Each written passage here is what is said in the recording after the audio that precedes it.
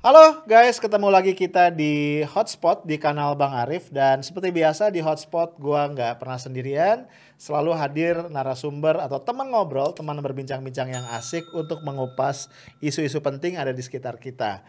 Gue pengen cerita sedikit ya. Beberapa waktu yang lalu gue baca nih ada satu artikel yang bikin gue lumayan mikir ya. Judulnya adalah Ubedillah Badrun, Urai Fakta Jokowi Abai Saran Cendekiawan hingga berbuntut Indonesia dalam bahaya. Menurut gue judulnya lumayan provokatif nih ya. Sampai gue penasaran dan gue pengen ngobrol sama yang nulis. Dan kali ini gue udah hadirkan yang nulis ya, Ubedillah Badrun, seorang pengamat sosial politik yang juga pengajar di Universitas Negeri Jakarta. Sekaligus teman gue ya, karena kita sama-sama di FNN. Kang Ubed gue biasa panggil, ini adalah Chief of Research and Development-nya FNN. Ini udah gue tangkep ya, gue minta waktunya untuk kita kupas kenapa punya pendapat yang demikian tajam. Ini gara-gara Jokowi abai sama cendekiawan jadi Indonesia dalam bahaya. Gue sapa dulu ya. Assalamualaikum Kang Ubed. Waalaikumsalam, Bang Arif. Iya, ini sayang banget Bang, kita ngobrolnya terpaksa nge-zoom ya karena situasi Oh pandeminya iya. dahsyat. Kurang asik sebenarnya, tapi nggak apa-apa lah ya. Hmm. Kang, saya langsung aja nih. Saya kaget nih baca tulisan Kang Ubed yang ini yang paling baru ya. 22 Oh Juni iya soalnya. betul. Iya. Judulnya ini Urai Fakta Jokowi Abai Saran Cendekiawan hingga berbuntut Indonesia dalam bahaya.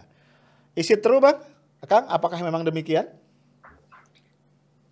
Yes, ya betul. Jadi saya kan tentu sebagai akademisi dan peneliti ya berpikir eh, ketika membuat satu pernyataan itu kan tentu memerlukan data ya, Bang Arif. Oke. Memerlukan apa peristiwa-peristiwa empirik yang kemudian kita bisa membuat satu kesimpulan.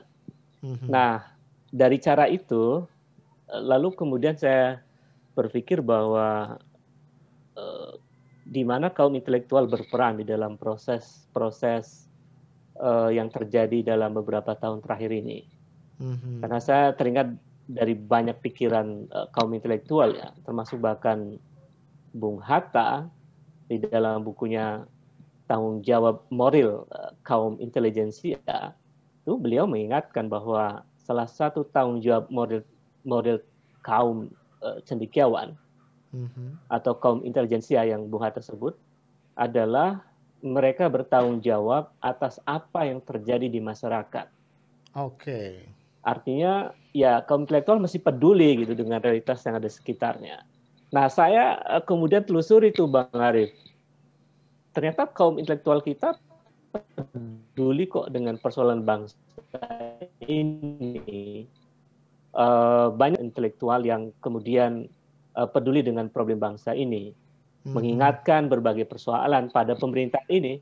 Misalnya kalau Mhm. dalam soal ekonomi kita mendengar nama Rizal Ramli, Mhm. kita mendengar nama Faisal Basri, kita mendengar nama yang juga generasi milenial yang cukup kritis dan sangat saintis, Bima Yudhistira dan lain-lain. Mhm. Itu kan Mhm. mereka menyampaikan beberapa ide Mhm. tentang uh, apa yang terjadi dalam kondisi ekonomi saat ini. Soal utang negara misalnya, itu kan luar biasa ya. Kalau kita lihat defisit APBN kita kan luar biasa. Ya. Dengan pendapatan negara yang hanya 1.600 triliun dan Mhm. APBN yang 2.500, tentu kita Yes. defisit Betul. hampir 900 triliun kurang lebih. Mhm. Nah, Mhm. situasi ini kan membuat utang terus menumpuk dan senang sekali utang itu nggak ada inovasi, tidak ada inovasi baru kata Rizal Ramli. Iya, Tapi iya. gagasan Rizal Ramli dan kawan-kawan itu nggak didengar misalnya. Sekitar September 2019 ya, Mhm. itu kan ada peristiwa penolakan untuk revisi Undang-Undang KPK. Oke. Penolakan itu dilakukan oleh banyak intelektual, bahkan mahasiswa demonstrasi sampai ada yang ditembak mati pada Mhm. waktu itu. Dan bahkan kaum cendekiawan itu datang ke istana bertemu. Lalu presiden mengatakan, ya saya akan pertimbangkan untuk membuat perpu agar undang-undang itu tidak Hmm. berlaku. Oke. Besoknya ternyata tidak dilakukan. Itu kan Mhm. terjadi secara empirik. Iya. undang-undang KPK berjalan dan sekarang akhirnya betul-betul terlihat ada Mhm. SP3 terhadap koruptor, ada koruptor yang sampai sekarang menghilang nggak ketemu-ketemu, Mhm. kemudian ada tes wawasan kebangsaan yang bermasalah untuk Mhm. menyingkirkan beberapa penyidik yang punya integritas dan menangani kasus kelas kakap dan lain-lain. Itu Mhm. baru dua hal ya, Bang Arief. Dari Mhm. soal saran intelektual atau kaum cendekiawan pada ekonomi Indonesia yang juga tidak didengar oleh Mhm. oleh pemerintah, wabil khusus oleh presiden. Iya. Kemudian yang kedua soal revisi Undang-Undang KPK yang kita semua kaum cendekiawan juga menyarankan untuk tidak dilakukan dan untuk itu presiden harus membuat perpu. Ternyata tidak dilakukan juga oleh presiden. Oke. Oke. Itu baru dua kasus ya Bang Arief. Kalau kasus lain Oke. mau diungkap misalnya soal uh, gagasan lockdown misalnya dalam Oke. menangani pandemi, itu kan juga tidak didengar. Bayangkan Ketua Dewan Guru Besar Fakultas Kedokteran UI itu Oke. tidak didengar. Oke. Ikatan Dokter Indonesia Mhm. didengar. Mhm. Cendekiawan, analis ekonom dan lain sudah mengingatkan lakukan lockdown untuk wilayah Jakarta itu pada bulan Maret loh Bang Arief tahun Mhm. tahun lalu Mhm. Mhm. 2020, Mhm. tetapi tidak dilakukan. Oke. Itu apa maksudnya? Ini kan membenarkan kesimpulan saya bahwa memang rezim ini abai terhadap kaum cendekiawan. Mhm. Mhm. Termasuk yang terakhir misalnya Omnibus Law ya Bang Arief. Yes. Itu kan juga terjadi demonstrasi besar-besaran dan kaum cendekiawan mengingatkan, tapi tidak Mhm. didengar juga. Menurut saya Mhm. uh, kesimpulan saya itu meyakinkan bahwa memang rezim ini abai terhadap kaum cendekiawan. Oke. Oke.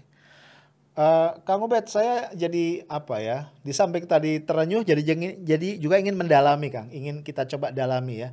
Kalau menurut analisis Kang Ubed, ini kenapa? Karena kan kalau kita lihat ya, di banyak negara, memang seorang kepala negara atau kepala pemerintahan kan tidak dituntut untuk jago di semua bidang ya, menguasai semua bidang.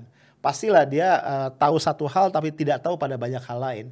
Tapi yang kita lihat itu rata-rata kepala negara itu memang kemudian membentuk satu tim think tank yang sangat kuat dan di samping itu justru sangat gemar nih berinteraksi dengan kaum cendekiawan dan mendapatkan masukan-masukan yang segar.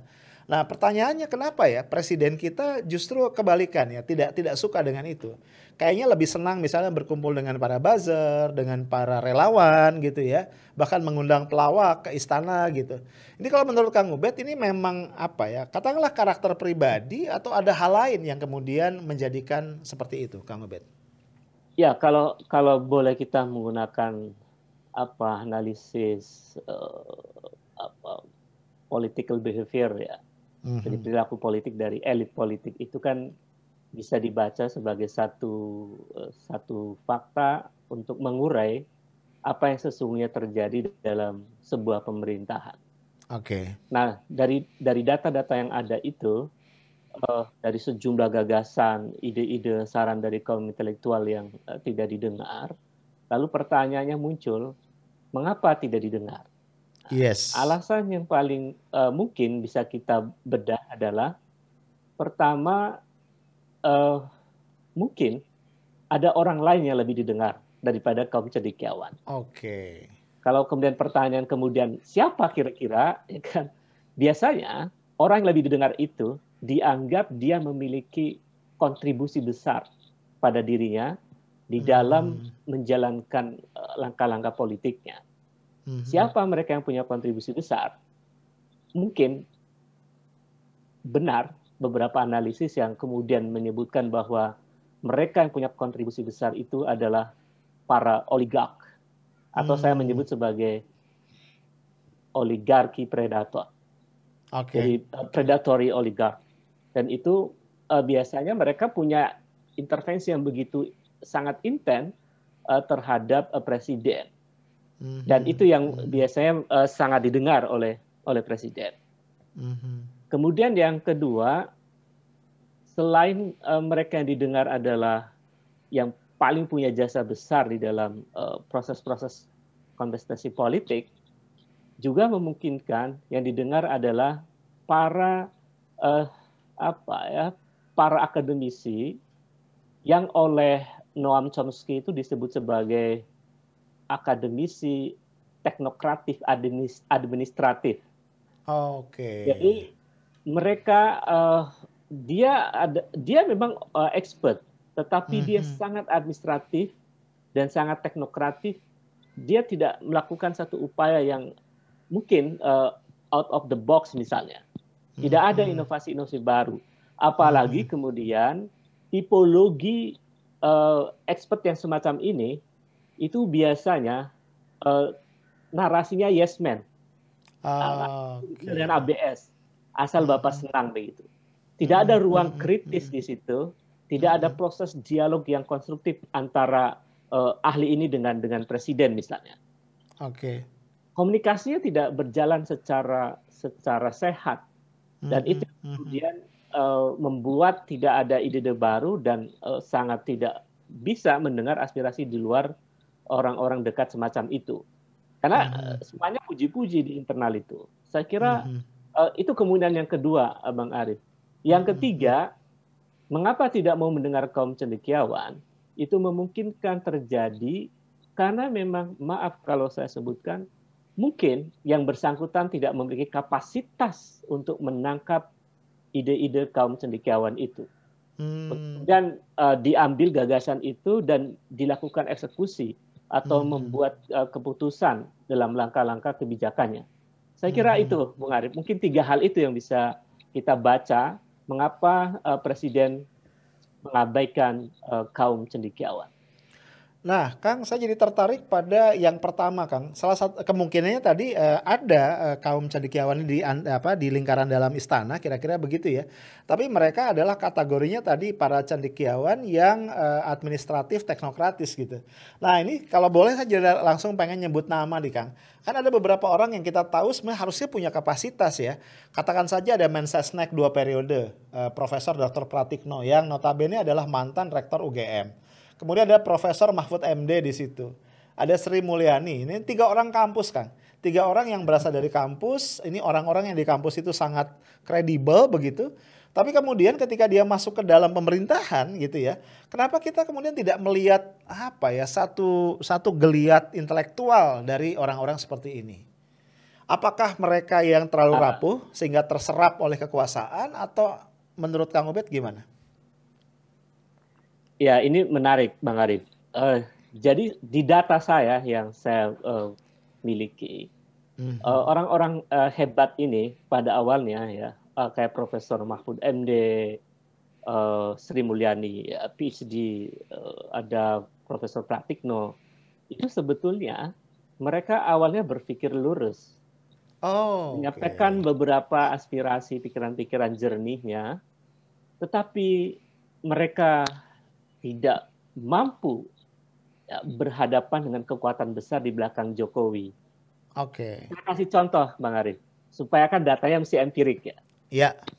Ketika eh, ketika peristiwa COVID-19 mendera Indonesia di tahun lalu sekitar bulan Maret, saya masih ingat Profesor Dr. Mahfud MD itu pernah mengatakan kepada publik bahwa malam ini kami sedang merancang peraturan pemerintah untuk melakukan atau membuat aturan tentang karantina wilayah atau lockdown. Oh, oke, oke. Besok akan diumumkan. Itu udah stated ya, Kang ya? Iya, stated itu. Itu Oke. pernyataan dari Mahfud MD. Mhm, Lalu apa mhm, yang terjadi? mhm, Besoknya yang diumumkan itu bukan narasi dari Mahfud MD itu. mhm, Tetapi yang dikeluarkan oleh Presiden adalah Perpu nomor 1 2020 yang kemudian menjadi Undang-Undang nomor 2 tahun 2020 tentang mhm, penanganan kebijakan ekonomi dalam situasi COVID-19. Nah, itu mhm, artinya apa, Bang Arif? Kaum intelektual di lingkaran istana saja nggak didengar. mhm. Satu. Yang kedua, ini kita kasih contoh-contoh ya supaya kita yakin dengan kesimpulan kita dan publik saya kira rasional menerimanya. Mhm. Yang kedua adalah ide tentang pembangunan ibu kota. Oke. Itu kan ide yang muncul tanpa kampanye, Bang Arief. Iya. Waktu kampanye Pilpres tidak ada kampanye. untuk memindahkan ibu kota. Jadi bukan janji kampanye ya, Kang ya? Bukan janji kampanye. Oke. Tetapi begitu terpilih, beberapa bulan kemudian dia mengumumkan bahwa akan membangun ibu kota baru. Oke. Sontak banyak orang yang mengkritik langkah itu, ya, termasuk di internal kabinet. Bahkan di hari-hari terakhir ini, ketika COVID makin luar biasa, saya mendapatkan informasi bahwa, kalau boleh saya sebutkan, Sri Mulyani tidak setuju sebetulnya. Oke. Ya, pembangunan ibu kota negara itu dilanjutkan. Oke. Karena sekarang situasinya kita dalam keadaan krisis. Itu dinyatakan oleh Sri Mulyani dalam sejumlah kesempatan, ya, di dalam rapat kabinet bahkan yang saya dapat informasinya. Lalu apa yang terjadi? Besoknya peletakan batu pertama dilakukan beberapa hari kemudian. Oke. Kan cari ke hutan-hutan tuh, Penasu ya, Menteri Suharso Manoarfa sama Fajrul Rahman itu. Saya lihat datang ke hutan yang begitu rindang, itu akan dibongkar menjadi kota, dan saya kira itu merusak lingkungannya. Jadi ini mengapa di kabinet saja tidak kompak? Termasuk dalam soal penanganan COVID ya, soal pulang kampung, soal macam-macam lah. Itu saya lihat ada harmoni ya, disharmoni terjadi di kalangan kabinet. Dan itu artinya juga kegagalan presiden untuk menangkap gagasan-gagasan yang bisa diterima dengan baik dan argumen yang kokoh di antara para menterinya. Itu di antara yang bisa kita tunjukkan, bahwa pada awalnya mereka ini kaum intelektual yang berada di dalam kekuasaan. Kalau menurut Bung Hatta harusnya tetap dia konsisten, ya, berjuang untuk kepentingan rakyat banyak, masyarakat banyak. Tetapi ternyata bergeser. Nah, pertanyaan mengapa tidak didengar, kan? Ya. Saya melihat yang didengar oleh presiden lebih banyak adalah mereka yang tadi saya sebut sebagai oligarki, kaum oligarki. Dan itu yang mengalahkan seluruh aspirasi kaum intelektual, termasuk kelompok intelektual yang ada di lingkaran istana. Karena apa? Nanti ada kaitannya, Bang Arief, dengan undang-undang yang diproduksi. Undang-undang Omnibus Law itu kan, atau Undang-Undang Cipta Kerja, itu lebih banyak mementingkan kepentingan oligarki. Undang-undang Minerba lebih banyak mementingkan kepentingan oligarki. Undang-undang COVID juga yang penanganan ekonomi juga lebih banyak mementingkan kepentingan oligarki. Bahkan kebal hukum itu isinya. Ya kan, di pasal 27 itu kan isinya luar biasa. Tidak boleh dituntut di meja hukum pengadilan, baik urusan perdata, pidana maupun tata usaha negara, tidak bisa diperkara. Itu ruang yang memungkinkan di undang-undang yang diproduksi itu kelompok oligarki bergerak lebih leluasa. Jadi saya kira apa yang menyebabkan itu kemudian kaum intelektual di lingkaran istana itu juga dikalahkan karena ada dominasi dari kepentingan oligarki dalam proses pengambilan keputusan. Saya kira itu, Bang Arief. Iya. Kang Ubed, saya ingin mengaitkan dengan satu hal lain nih. Ini saya mencoba konfirmasi ke Kang Ubed sebagai intelektual yang aktif di kampus, artinya masih mengamati ya. Apakah tanda kutip ya, bukan pemberangusan juga ya, pengabaian peran intelektual itu juga bisa kita lihat dalam kasus yang terkait atau hal yang terkait dengan BRIN, Badan Riset dan Inovasi Nasional, yang sekarang ini kan kemudian Dewan Pengarahnya by undang-undang, Ketua Dewan Pengarahnya ex officio juga adalah Ketua Dewan Pengarah BPIP, yang jelas-jelas adalah Badan Indoktrinasi Ideologi. Ini kan buat kita cukup buat kita yang lama di kampus ini cukup istilahnya ya, ketidakpantasan lah gitu ya, bagaimana sebuah lembaga indoktrinasi ideologi kemudian menghegemoni lembaga riset dan inovasi. Apakah ini juga termasuk tadi pengabaian peran para cendekiawan tadi, Kang Ubed? Ya, itu diantara contoh lain ya. Bagaimana kita misalnya ini sebenarnya ada keinginan yang luar biasa, Bang Arif, dari kaum cendekiawan agar Indonesia ini berjalan berbasis pada riset, berbasis Oke. pada ya scientific approach lah di dalam memproduksi kebijakan publik. Karena itu badan riset itu menjadi sangat penting posisinya, yang Oke. kemudian disebut BRIN itu, Badan Riset dan Inovasi Nasional. Tentu saja badan riset ini mestinya dipimpin atau diarahkan oleh seorang yang memiliki concern terhadap ilmu pengetahuan dan teknologi yang Mhm. beliau miliki sejak lama. Jadi memang Oke. orang-orang yang sehari-hari bergelut dengan ilmu pengetahuan dan teknologi, bukan seorang politisi, bukan seorang yang apalagi ketua partai politik loh, Bang. Oke. Yes, Nah, yes, menurut yes. saya, mengapa kemudian sampai ketua partai politik yang menjadi ketua dewan pengarah Badan Riset dan Inovasi Nasional itu, dan juga sekaligus sebelumnya adalah ketua dewan pengarah dari Badan Pembinaan Ideologi Pancasila. Nah, Mhm. ini adalah ruang yang sama yang dia adalah aktor kunci dari oligarki politik, Bang Arif. Oke. Iya, iya, Jadi iya. kalau oligarki politiknya itu adalah partai yang berkuasa dan Mhm. didominasi oleh sang tokoh ini, dan oligarki ekonomi itu lebih kepada kekuatan-kekuatan pemilik modal yang begitu dominan di Indonesia. Nah, saya sedih sebetulnya kalau negara dikendalikan antara oligarki ekonomi yang predator itu dan oligarki politik.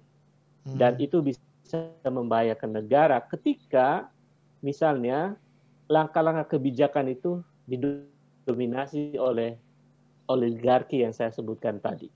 Nah, saya kira ini analisis yang sifatnya elit politik ya, Bang Arif, dan Mhm. saya kira sah-sah saja sebagai Mhm. satu bentuk analisis untuk sebagai sebuah analisis yang memungkinkan bisa menjadi perdebatan.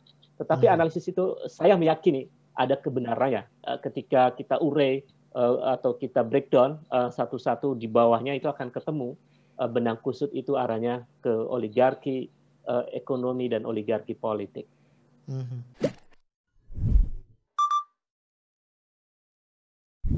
uh, Mereka middle class juga kan, akademisi, Ya. dia mapan secara finansial dan kehidupannya terpenuhi dengan baik, tapi dia tidak peduli bahwa di luar sana itu ada situasi yang tidak demokratis. Dia tidak Mhm. peduli bahwa ada korupsi yang merajalela. Dia tidak Mhm. peduli. Ada kemiskinan yang luar biasa yang terus bertambah hari ini. Dia tidak peduli. Ini ya layak kalau disebut sebagai akademisi ngehe itu, yang nggak peduli dengan kehidupan di luar dirinya dan sangat individualistik. Saya kira kita perlu kritik juga dengan akademisi ngehe ini ya. Mhm. Mhm.